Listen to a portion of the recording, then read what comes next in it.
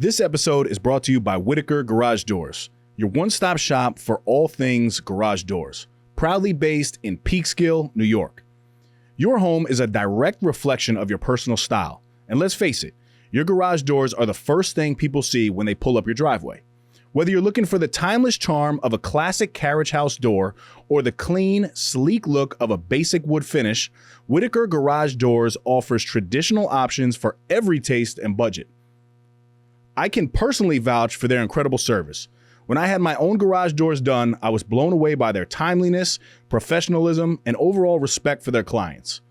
Jonathan, Cassara, and their entire team are top-notch, and they really go the extra mile to ensure you're happy with the final result. So if you're in the market for a new garage door or need some repairs, give them a call or find them on Instagram at Whitaker_doors. Don't forget to tell them you're a friend of Dave's over at the No Snooze Podcast. Whitaker Doors. You won't regret it. Now, back to the epi. Adversity? Bring it. The struggle? I welcome it. Snooze on life? Never that. I am Dave Reggina, and this is the No Snooze Podcast. Come on.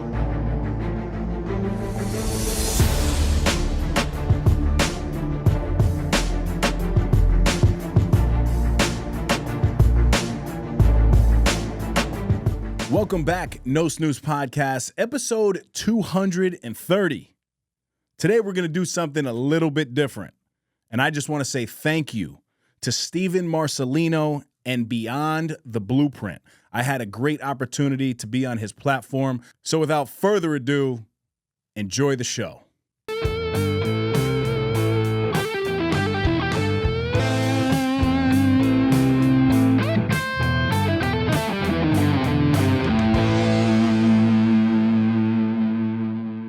Welcome back to another episode of the Beyond the Blueprint podcast, powered by Lapolis Electric. I'm your host, Steve Marcelino, Vice President of Sales with Lapolis Electric, and I'm happy to have Dave Reggina here with me today. Dave is the Deputy Commissioner of the town of Greenburgh. He founded the ACE Association, I could call it, and he also is the host of his own podcast called the No Snooze Podcast. Dave, thank you again for coming on the show today.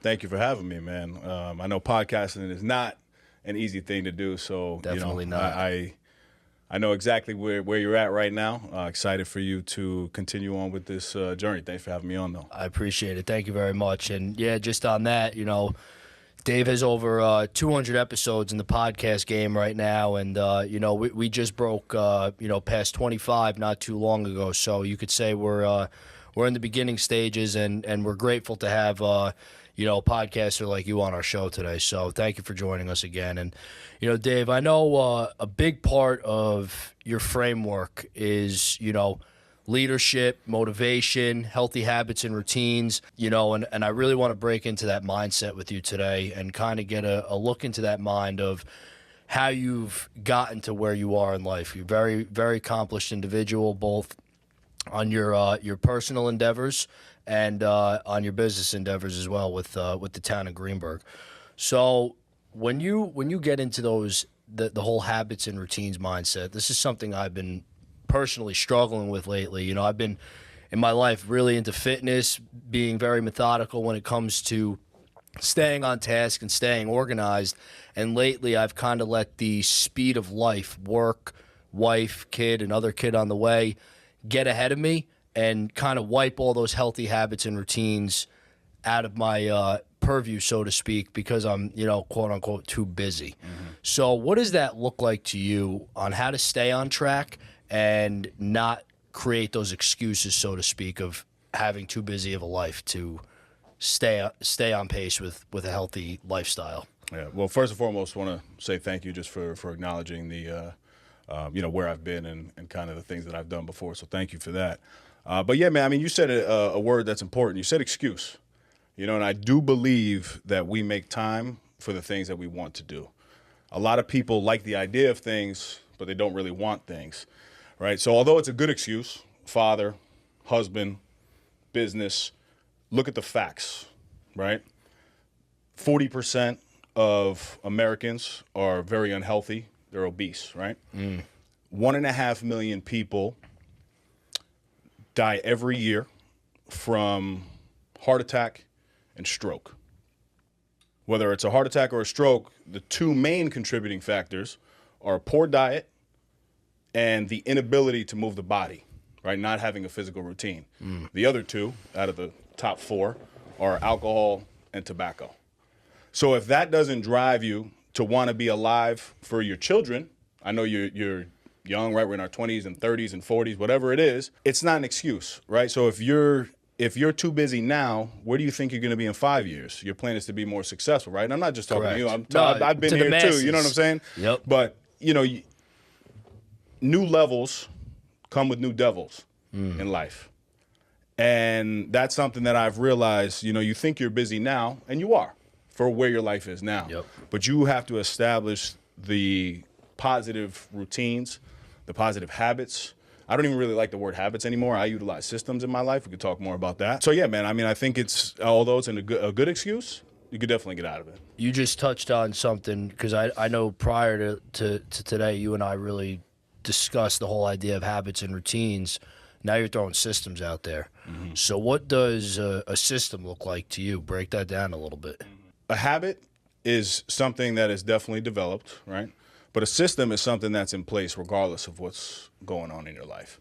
I live by certainly habits and routines, but over the years, I've began to use the word systems. And that could be a mental thing for me, but that word system is something that I take very seriously, because systems don't fail, right?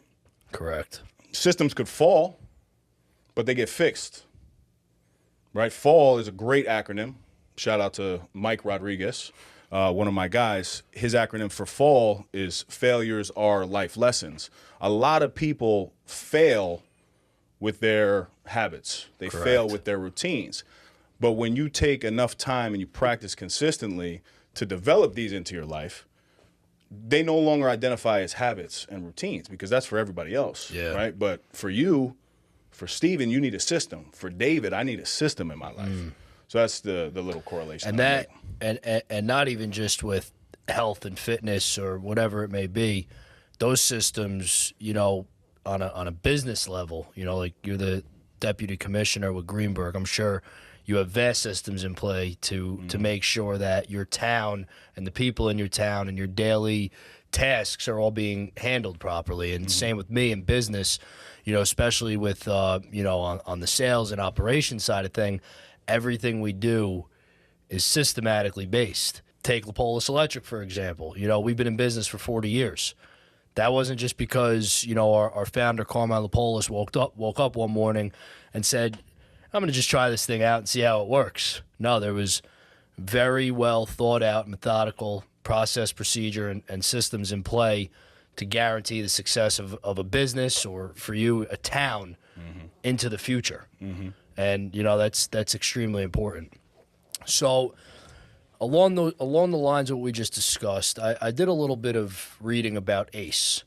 I want to hear a bit about ACE and how that impacts the community, because I feel like this has a big part of your system, I would say, the whole foundation of ACE. So I want to hear a little bit about that. Yeah, absolutely. And anytime ACE, Action Cultivates Excellence, is mentioned, I acknowledge my great friend and partner, Sean Degnan. We co-founded this company a year ago. Wow. And in the first year, made 6 figures, not profit, but generated 6 figures, right? There's a big difference there. Everyone in business definitely. in the room knows the difference. Big difference. But it's still an impressive feat, and it's not because of us. It's because the community related to it and the community needs us, right? Sean and I both have life experiences that brought us to the realm of personal and professional development. We both became extremely obsessed. I could speak on myself and on my behalf. I became obsessed with personal and professional development when a lot of things in my life were not going properly. I got to a point in life where things just were not good. My relationships were not good. I was in a marriage at the time, and I was not where I needed to be. My personal relationships was not where I needed to be. I was doing okay on the surface level, but my problem was I was really trying to impress people Whereas now I'm really trying to impact people. Gotcha. So it's a huge difference that I made. And, so we've taken the knowledge and the experiences of life, and we got together and created the framework. Action cultivates excellence, right? It's really cool to talk about good things that you're going to do, but it means absolutely nothing, and you can get really nowhere without taking the actions and the steps necessary. So our tagline is to redefine masculinity, where we bridge the gap between vulnerability and masculinity. Wow. You could look like a really strong man, and I hope I do look that way, right? Of course. But, especially if you're putting the work in. But it really doesn't mean anything if I'm weak in the mind, right? If I'm weak emotionally, and I don't have the ability to have the tough conversations with my partner, to have the patience with my daughter. So we've tied in faith, fitness, finance, family into our framework. And we believe that, to have the perfect day, and this is what we do at our retreats, there's 3 things that need to happen: challenge, learn, and serve, right? So we've created that framework where we challenge each other physically, and that's where, people see us jumping in the cold plunges, jumping in the lakes, chopping the wood, right? That's the challenge. Exactly. That's the challenge piece. Learning, we call it an ELT, expert-led training, right? We had Joe Girardi come in, Vincent Maselli, who's a huge, business owner, Michael Chernow, a lot of people are familiar with. We've had really Diamandi Alingos. We've had really successful people come and have those conversations where we're learning from those higher individuals. That's awesome. Yeah, and the last thing is serve, right? So we created what's called VBD, Vulnerability Breakthrough Developments, and that's where Sean and I we get up and we expose ourselves, and we expose ourselves to the other guys that are there, and we talk about I don't want to say weaknesses, but the times in our life that were really hard, right? The adversity, the adverse moments that no one really knows about. So what happens in that room is you become of service to the other men, to inspire them, to encourage them. And, a lot of people from the outside, they look at what ACE is and they only see the physical part, but they don't know the vulnerability that goes into something like that. And that's okay, because at the end of the day, a lot of these guys that are involved in ACE, they're not going to be posting like, oh, wow, I'm sitting around a fire with 25 dudes. That's not cool for Instagram, right? But if I post me knocking down a tree, people are like, yo, these are some savages. Yeah. So I would encourage a lot of people who are feeling that way to get involved with what it is that we do. And we've grown tremendously, man. We have investors now. Wow. The business got valued at over $1 million already. Wow. So we're going to make some big moves in this business, man. And it's all about, helping people. That's awesome. But it's because we need to help ourselves, right? 100%. And you hit on a couple of things that I know I've seen you speak about on your podcasts and with other people on podcasts about the adversity that you've overcome personally to get to where you are today. I know you had a journey of Crohn's disease, and I have family members that were impacted by Crohn's, so I know how hard that can affect somebody's personal life. And, they're still struggling with it to this day. But you took that weakness and turned it into a strength, it seems, almost. And let it fuel that day-to-day, get up and conquer the world mentality, which is an awesome thing, because call it what it is. Not everybody can do that. And that fact that you created ACE, I feel, for those people that are struggling, can help them break out of that shell and overcome that adversity with a team behind them. I think when you have strength in numbers in life is when people feel more comfortable to break out and better themselves. When they see other people, it's like the atmosphere around them is positive, healthy, growing towards something to be a better version of yourself for that day.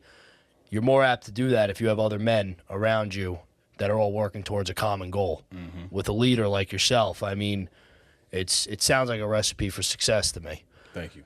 And when it comes down to leadership, who in your life, or maybe an influencer that you pay attention to, do you look up to from a leadership perspective that gives you the mindset and the leadership style that you have today? Tough question, because I can go in a million places, to be honest with you. So for the influencer piece, Ed Milet, Tony Robbins. Ed Milet's the best. Eric Thomas. There's so many in that space, right? But I really have to look at my core and where I came from. And the best leaders in my life that taught me leadership really are my parents. Nice. They didn't have the best marriage by any means. I was forced to grow up very quickly. I moved out of my house when I was 13 years old. Wow. Lived with my father. But my mother taught me resilience. An addict of well over 30 years. For the first 28 years of my life, she was addicted to alcohol and drugs. She taught me resilience, though, because although we didn't have the best relationship growing up, she's my best friend to this day. She's my hero to this day. She's 6+ years sober. That's beautiful. And anybody out there who's struggling with addiction that's ever tried to get sober understands that there's one word, and that's resilience, to be able to overcome that. So I credit her with that. My father, he taught me work ethic. He always remained faithful. He never faked it till he made it. He faithed it till he made it.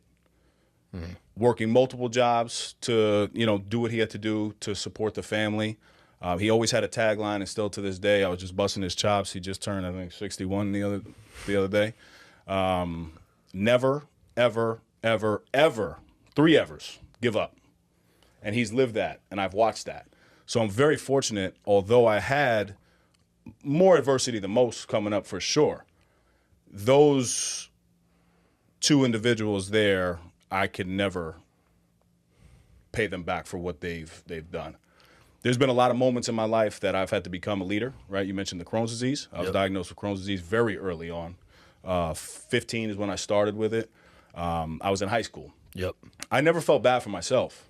But now being a parent, I actually feel bad for my parents because having a high schooler at the time that had to go to school with toilet paper in his backpack because he was nervous to go to the bathroom, like right in the class. That's how bad it was. I lost 40 pounds in 4 months.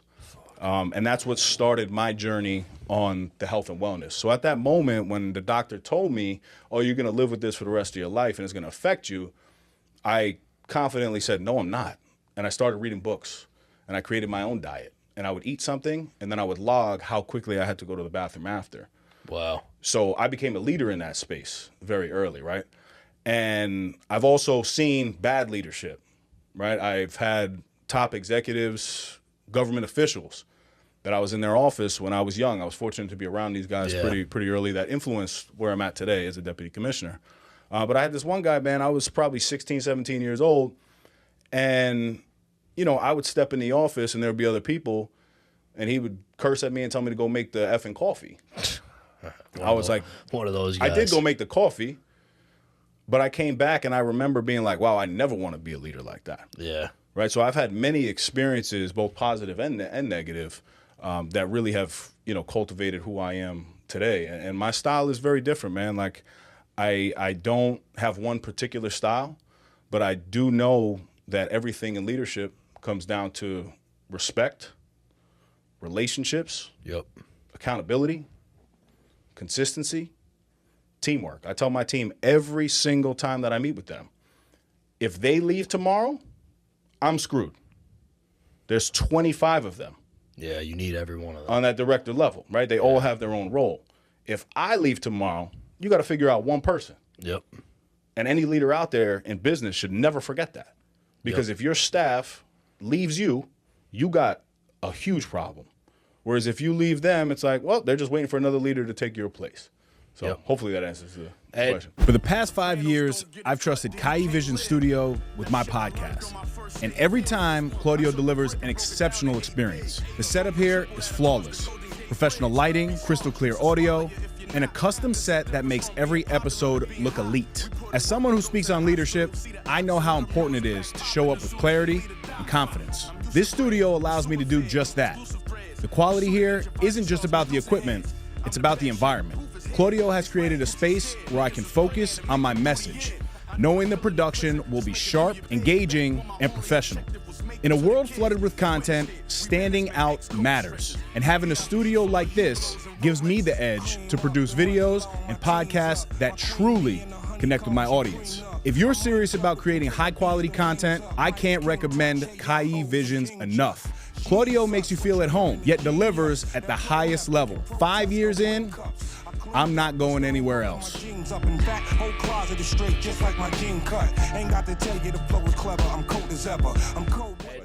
And it definitely does, and I appreciate that answer. And it's true, you know, when you're in a leadership position, I'm in a leadership position myself, and I always look at it like, you know, some leaders in this world try and figure out how much they can delegate. I'm always trying to figure out how much can I help my team with so they're more effective at their job. And I feel putting that quote-unquote burden of stress on my shoulders as a leader to help my team get through the next day when tensions are high, to guarantee that their mind doesn't break, is kind of like my philosophy. You know, kind of like the holding the boulder on the back, you know, piece of artwork. Because if my team walked out of the door tomorrow, like you said, I'd be screwed. You know, you need, whether it's operations, sales guys, technicians, whoever it is on my side, every single person plays such a vital role to the success of not only our business, but to our customer satisfaction, that there's value across the board. And I have to recognize that. Everybody, like you said, on a leadership level at our company recognizes that.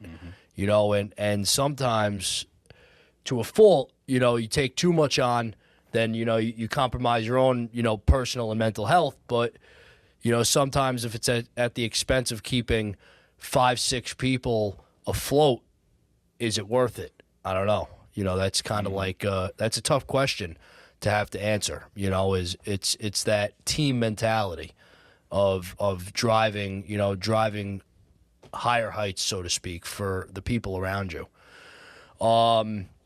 In leadership, and that's kind of like to dovetail into a question that I'm curious about. That's a personal decision I make to lead with that style of taking on more tasks at the potential, you know, fault of my own, you know, well-being, so to speak. What is the toughest decision that you need to make as a leader when waking up in the morning and kind of navigating that quote-unquote task list for the day and making sure that everything gets accomplished and everybody's happy? Nobody can ever be happy. That's true, too. You know what I mean? Not everybody can be happy. Correct, yeah. But also, like, for me to show up as the best leader possible, I need to attack my day, right? I run the No Snooze Podcast because the first thing that you see in the morning is that snooze button, right? I do not snooze on my life. I don't snooze as a parent. I don't snooze as a partner. I don't snooze in business. I don't snooze in my finances. Anything that you could think of, I don't snooze. Leadership is really about belief.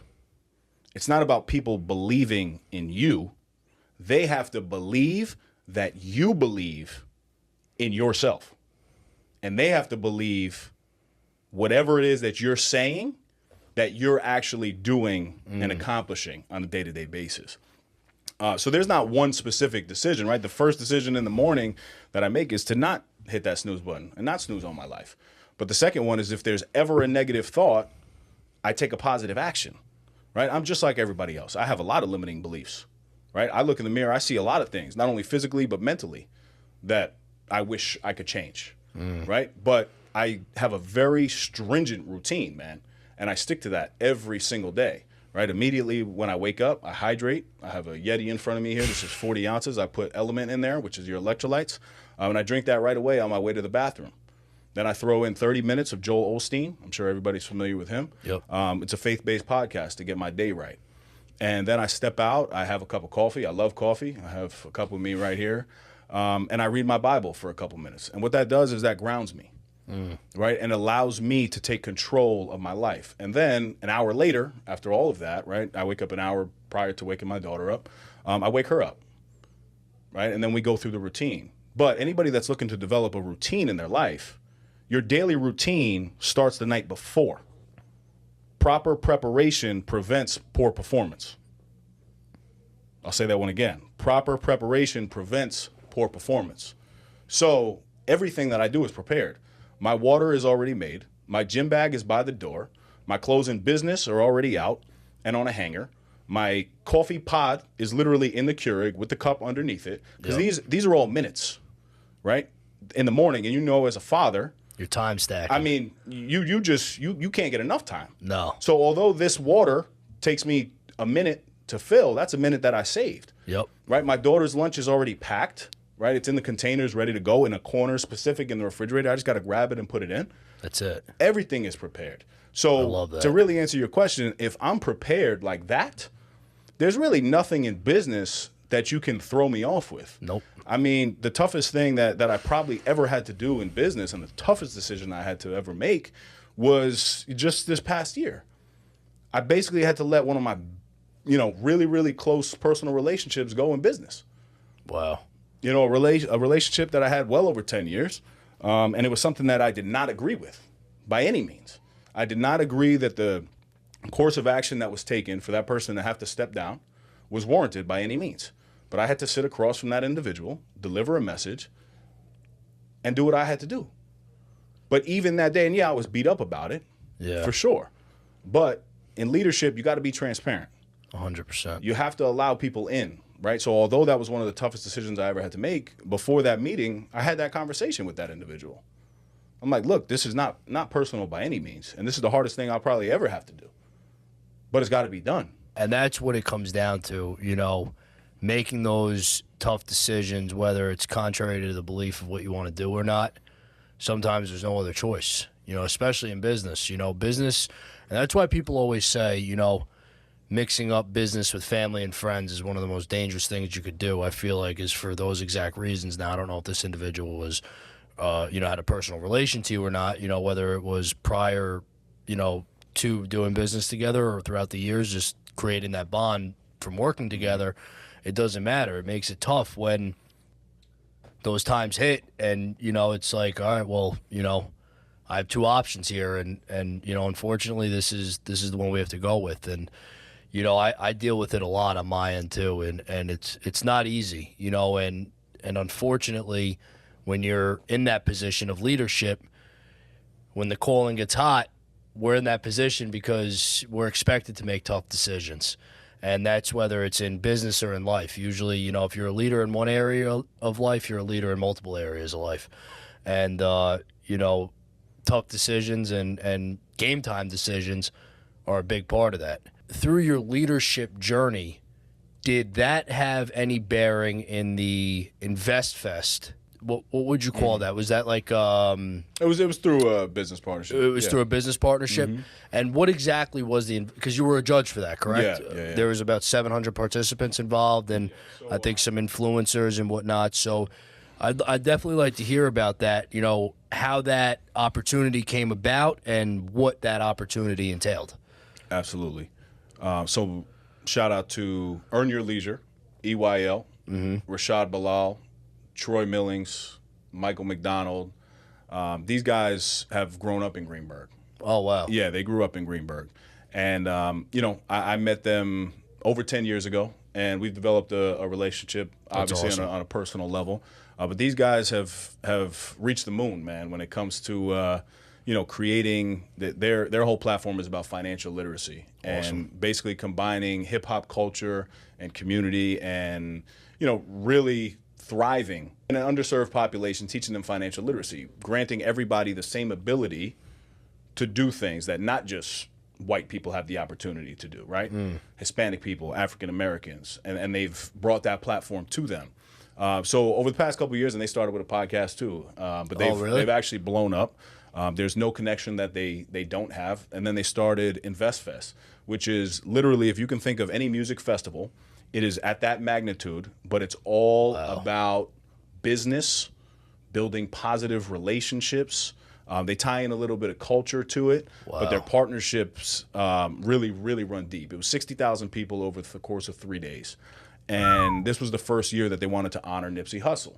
right? Nipsey Hussle, although he was a rapper, he was very, very smart with his money, very, very smart in business, very influential in a lot of spaces, right? So they did the Nipsey Hussle Business Grant, and they put it out there, and they ended up partnering with Microsoft, the Neighborhood Nip Foundation, and Earn Your Leisure to come up with that $100,000 to give away to one entrepreneur to come in a Shark Tank style setting and pitch their business. Oh, that's awesome. So they selected me as one of the judges, and it was only supposed to be 150 participants that this was, offered to. Yeah. And their platform is so large that there was the 150 signups, but there was another 600 people that were outside. And because these guys operate the way that they do, they allowed every single person to pitch. Wow. I mean, who had to suffer? That was the judges. Obviously, we got to sit through this. Sit there for a long time. Yeah, but that's what that was all about. And then the the $100,000 went to a great individual and a great business that was it was about healthy juicing. And she was able to basically turn her husband's stage 4 cancer tumor, get rid of it by just healthy nutrition.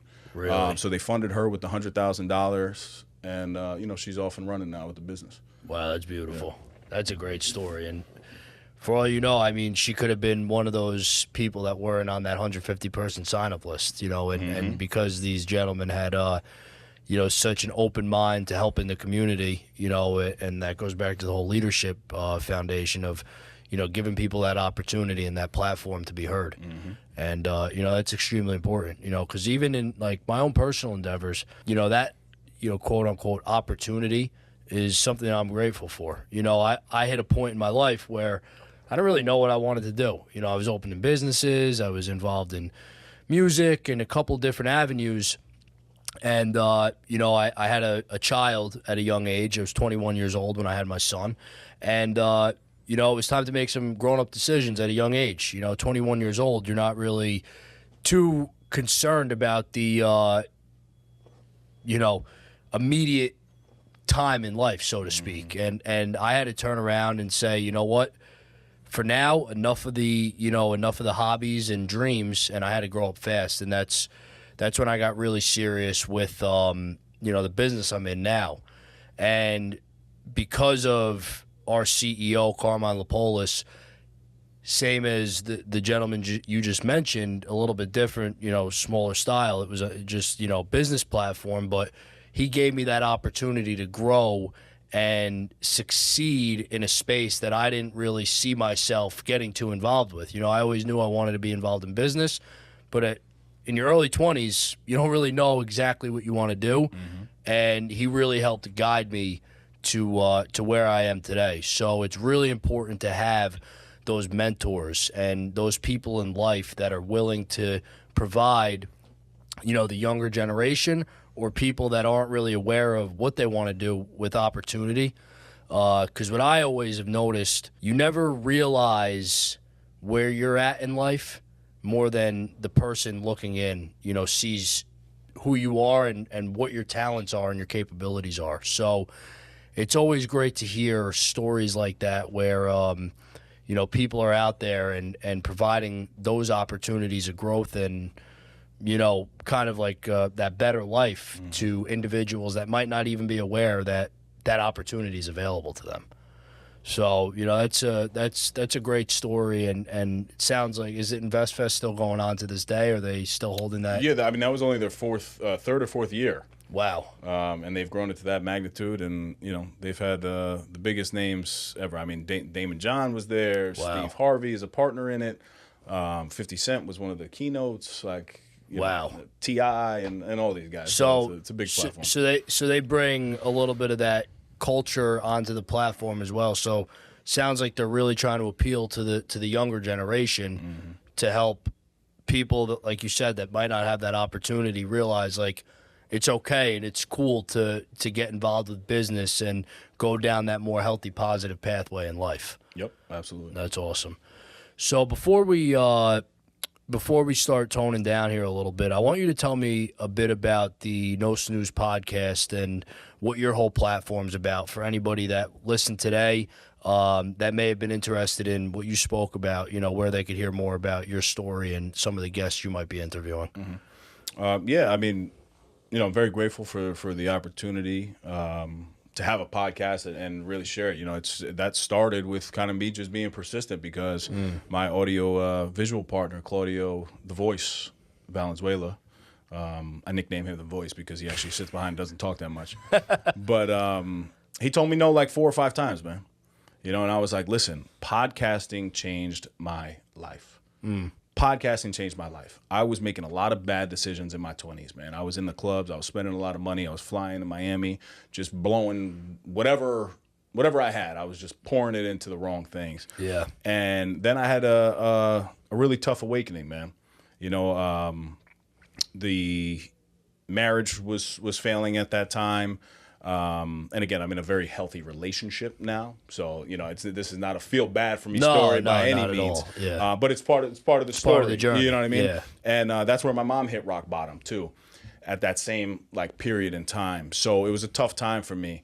And what I did is I said, you know what? I'm not gonna go to the gym anymore and listen to rap music, because I quickly found myself doing the same things that I was hearing the rappers talk about.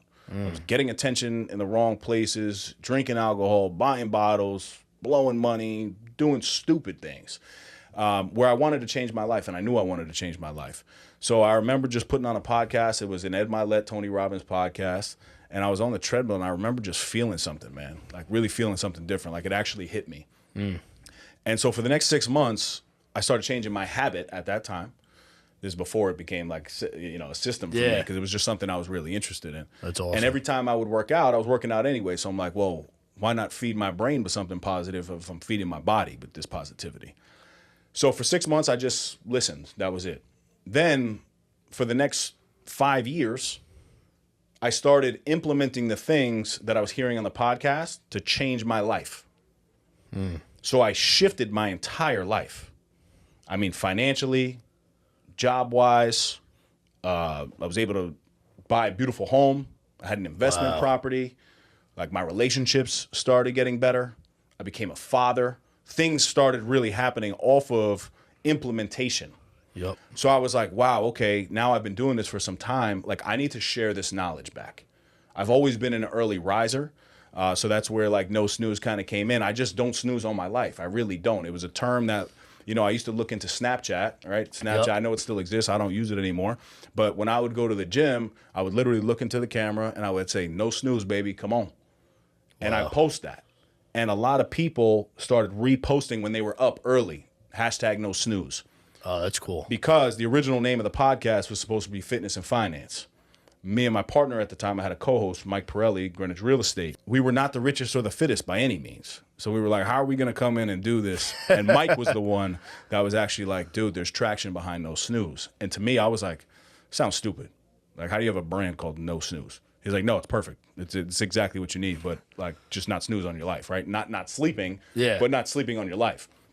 So the podcast is really just, we take ordinary people and we tell extraordinary stories. I do a lot of solo episodes as well, where I drop some gems.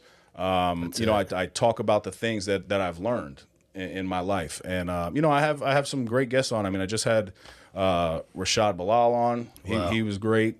Sabi Piscatelli, and then I have local people on that are big time people. But I don't really care about a following. No, yeah. I care about the influence. Yep. And are you somebody who lives by what you say you're doing?